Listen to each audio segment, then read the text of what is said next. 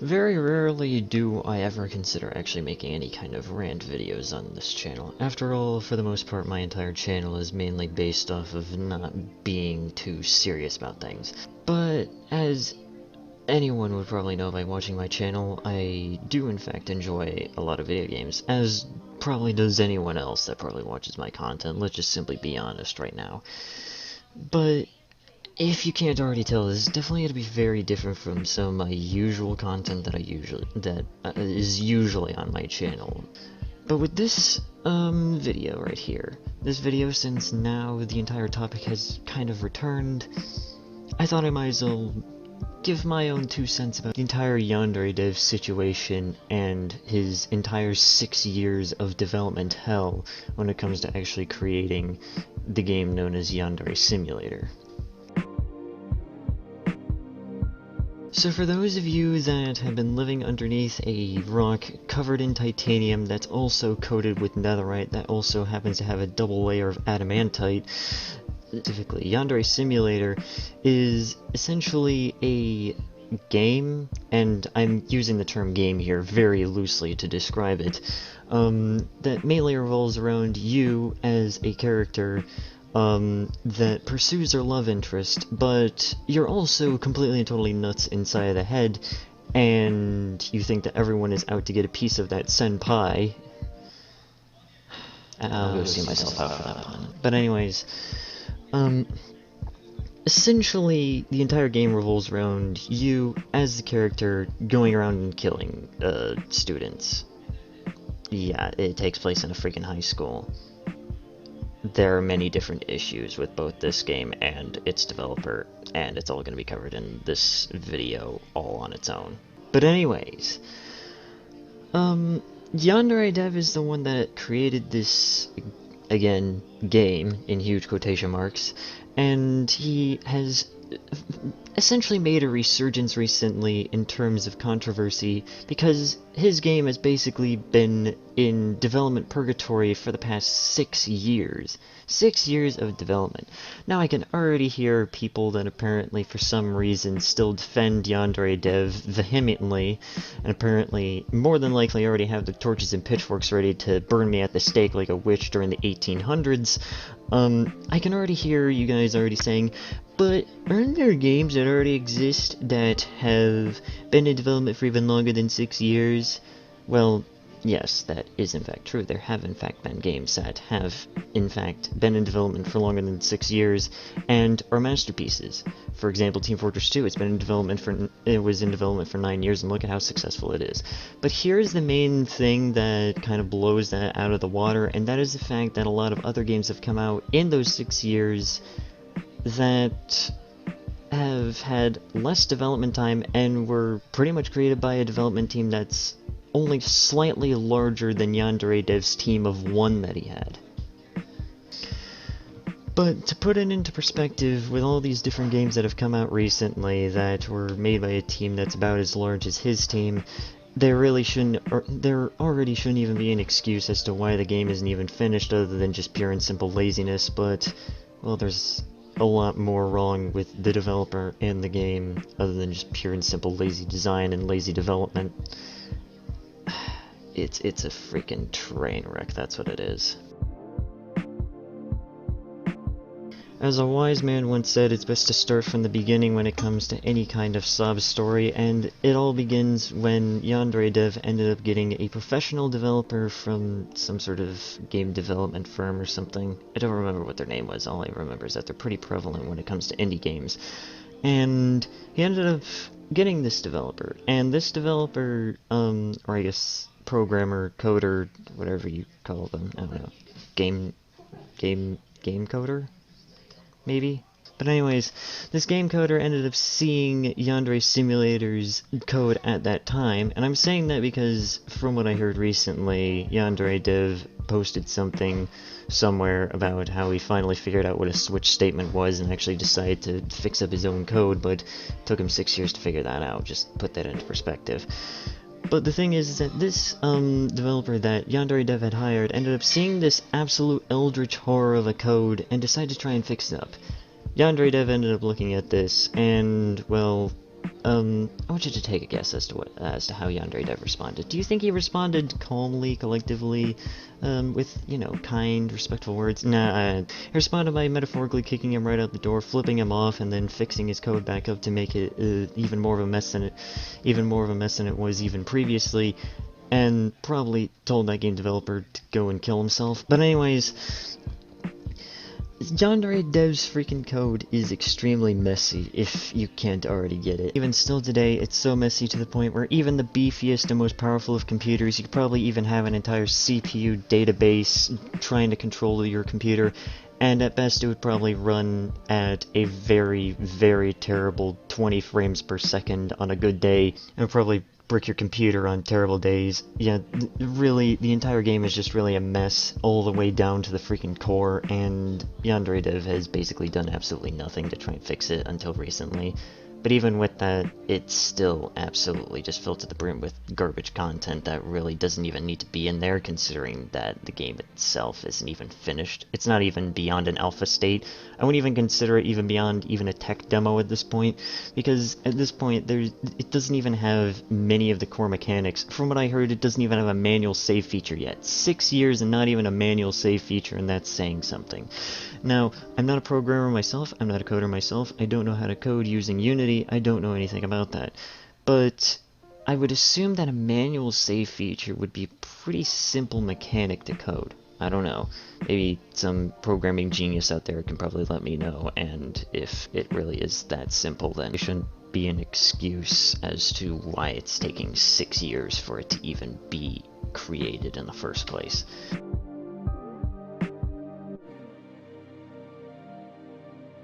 Now, on top of the messy code that Yandere Simulator has, there's a lot of other main primary issues that are within Yandere Simulator. One of the big glaring issues is the fact that it's a huge asset flip that Yandere Dev is basically making money off of. Now, I understand that the current tech demo that exists, or I guess, I don't know, is there even anything before a tech demo? I don't even know.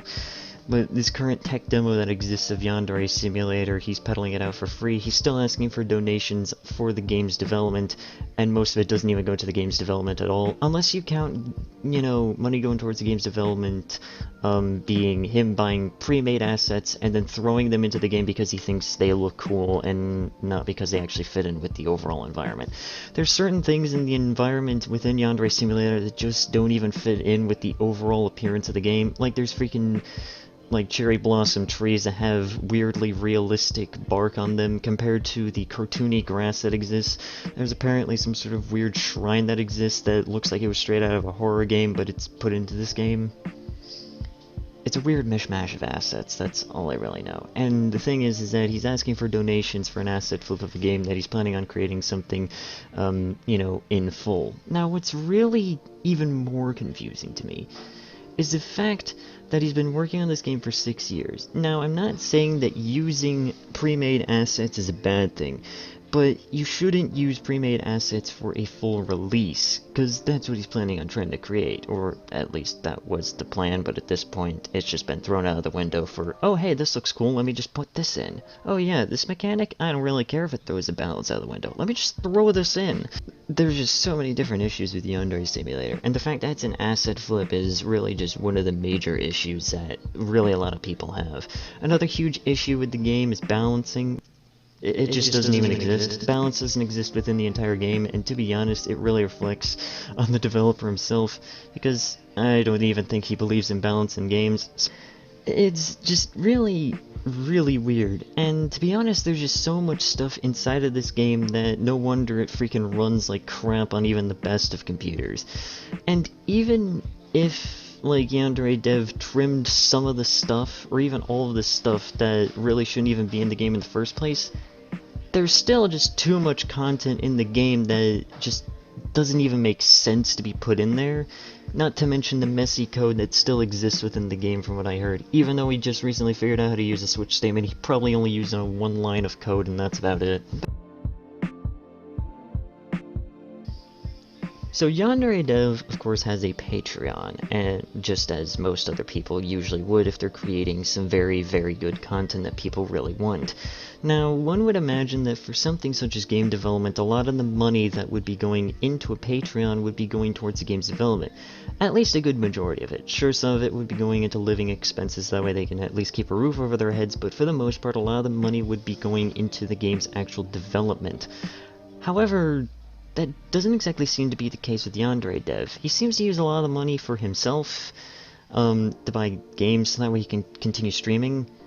And he also seems to like using that money in order to silence criticism. Like, for example, the fact that he literally paid $2,000 to the owner of a subreddit that was dedicated to giving honest criticism about Yandere Simulator. He decided to pay them $2,000 so that way they could hand over control to him, so that way he could turn it into his own personal echo chamber of only positive reviews and no negativity whatsoever pointed directly at him. Because apparently he can't seem to stand the fact that his game is less than perfect. Like, beyond less than perfect. It's really just a huge freaking mess. And of course, the thing is that he's wondering why people are actually leaving in any way, shape, or form, but the thing is that there's just so many different issues with him that I'm surprised that he isn't even self-aware enough to even realize them.